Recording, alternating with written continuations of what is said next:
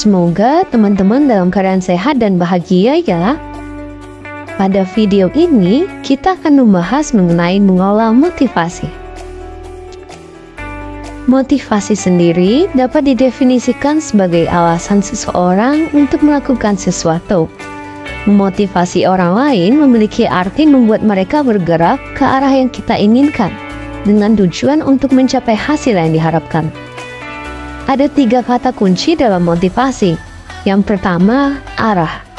Arah berarti apa yang seseorang coba untuk lakukan. Yang kedua, usaha.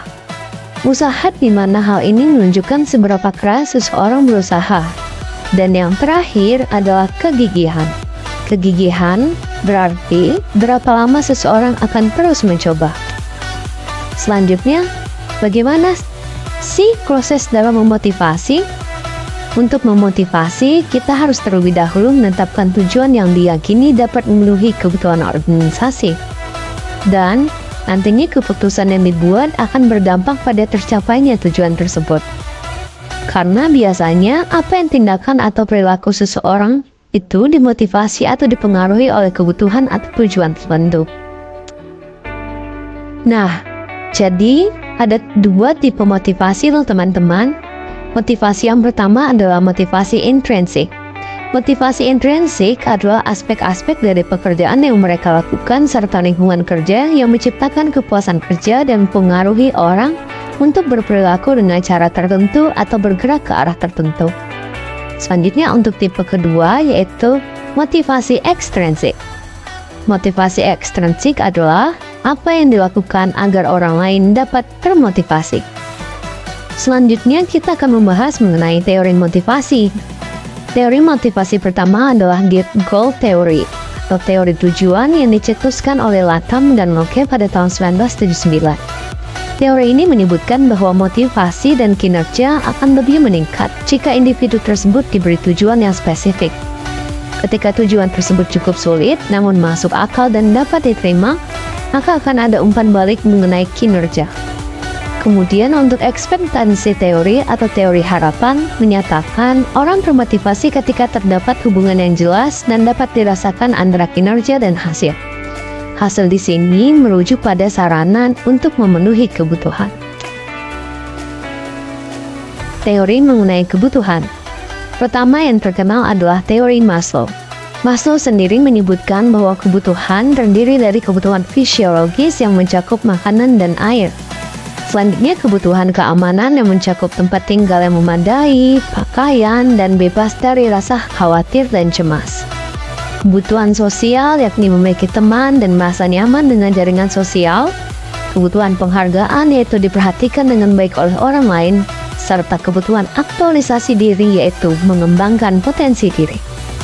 Selanjutnya, McGregor juga mengemukakan teori X dan Y, di mana teori X itu mengasumsikan bahwa karyawan yang tidak menyukai pekerjaan adalah malas, menghindari tanggung jawab, dan harus dipaksa untuk bekerja.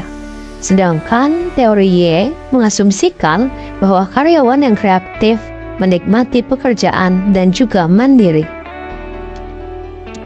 Masih berkaitan dengan teori kebutuhan, kali ini kita akan membahas mengenai 3 Need Theory atau 3 teori kebutuhan. Teori ini mencakup kebutuhan untuk berprestasi, kebutuhan akan kekuasaan, dan juga kebutuhan akan hubungan atau afiliasi. Adapun pendekatan terhadap motivasi dapat dilalui dengan cara menghargai orang lain, menghargainya secara finansial dengan memberikan uang, serta juga dengan memberikan penghargaan non-finansial. Pembahasan selanjutnya adalah mengenai rekognisi atau pengakuan. Rekognisi sendiri dapat diartikan sebagai suatu metode yang paling efektif dalam memotivasi karyawan. Karyawan tidak hanya perlu mengatasi seberapa baik mereka dalam mencapai tujuan ataupun melakukan pekerjaan mereka, tetapi mereka juga ingin agar pencapaian mereka dihargai loh teman-teman. Selanjutnya kita akan membahas bagaimana langkah untuk mencapai motivasi yang lebih tinggi. Yang pertama, kita harus setuju dengan tujuan yang ditetapkan dan dapat dicapai.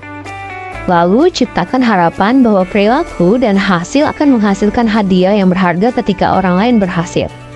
Berikan umpan balik tentang kinerja, merancang pekerjaan yang memungkinkan orang untuk mencapai, memanfaatkan sistem penghargaan organisasi, memberikan pengakuan dan pujian atas pekerjaan yang dilakukan dengan baik, melakukan komunikasi kepada tim, memberikan kepemimpinan yang efektif, memberikan bimbingan dan pelatihan kepada karyawan, serta menawarkan kesempatan untuk belajar dan berkembang yang memungkinkan para karyawan untuk memajukan karir mereka.